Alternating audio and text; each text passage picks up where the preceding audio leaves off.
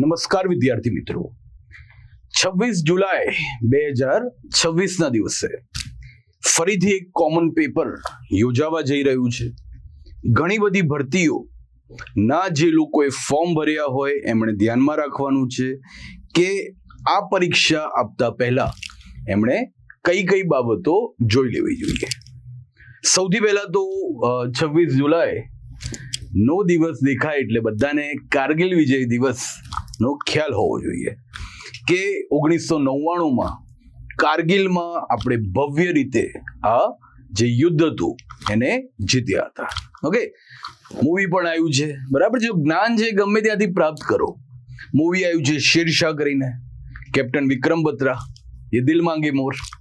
તો ધ્યાનમાં રાખવાનું છે કે યુવાનો ભારતની અંદર એવા પણ હતા કે જેમણે પોતાના માટે બધું જ અચીવ કરી નાખ્યું હોય. યુપીએસસી ની કમ્બાઇન્ડ ડિફેન્સ સર્વિસ ક્લિયર કરીને લેફ્ટનન્ટ તરીકે લાગી ગયા હોય અને દેશ માટે યુવાનો છે એ પોતાની જાન આપી દે છે, પ્રાણની આહુતિ આપી દે છે, ઓકે, બલિદાન આપી દે છે. તો એવા શૌર્યવાન યુવાનો પણ ભારતમાં છે. તો પછી આપણે તો ફોર્મ ભર્યું હોય એ એક્ઝામ માટે ભયંકર મહેનત કરીને આપણું સ્વપ્ન સાકાર કરવા માટે તો એ જ પ્રકારે પરિશ્રમ કરવો જોઈએ, પરસેવો વહાવવો જોઈએ. અને મેં કીધું કે દેશ માટે યુવાનો જાન આપી દેતા હોય છે, તો આપણે સ્વયં માટે છે તો જાન લગાવવો એ ખૂબ મહત્વની વાત ગણાશે. તો આ બધી જે ભરતી છે 34 ભરતીઓ, એના માટેનું કોમન પેપર છે 26 જુલાઈના દિવસે. સમય 11 થી 12 છે.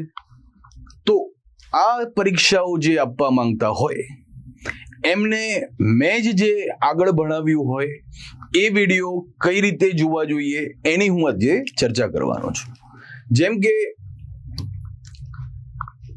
અચ્છા, બેચ પણ સ્ટાર્ટ થઈ રહી છે, ભવિષ્યમાં કોઈને જરૂર પડે તો.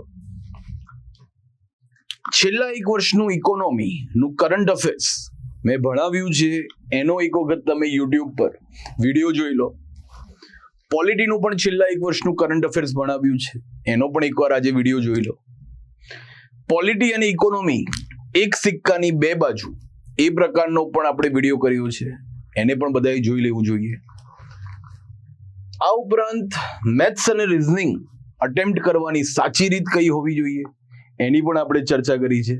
અને આ સાયન્સ ટેક છેલ્લી 3 પરીક્ષાઓનું એનાલિસિસ ની જ જેવું બધા જ વિષયો જે કોમન પેપરમાં આવશે એ બધામાં હમણાંથી જીપીએસસી છે એ કઈ રીતે પૂછી રહી છે એનું પણ આપણે એનાલિસિસ છે એ કર્યું છે.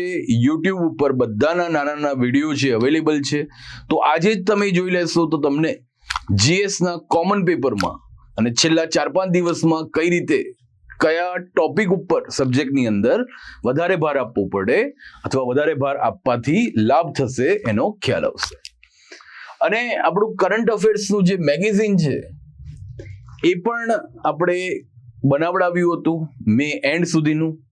તો એ પણ તમે એક વખત વ્યવસ્થિત રીતે રીડ કરી નાખશો. ઉપરથી એમાં જેટલું કામનું દેખાય એટલું અગર તમે રીડ કરી નાખશો તો કોમન પેપરમાં તમને લાભ થશે. ઓકે, તો દોસ્તો ફરીથી જીએસ ના કોમન પેપર બાદ હવેની આગળની પરીક્ષાઓમાં શું એપ્રોચ રાખવું એનો પણ આપણે ભવિષ્યમાં જરૂરથી એક વિડીયો કરીશું. Thank you.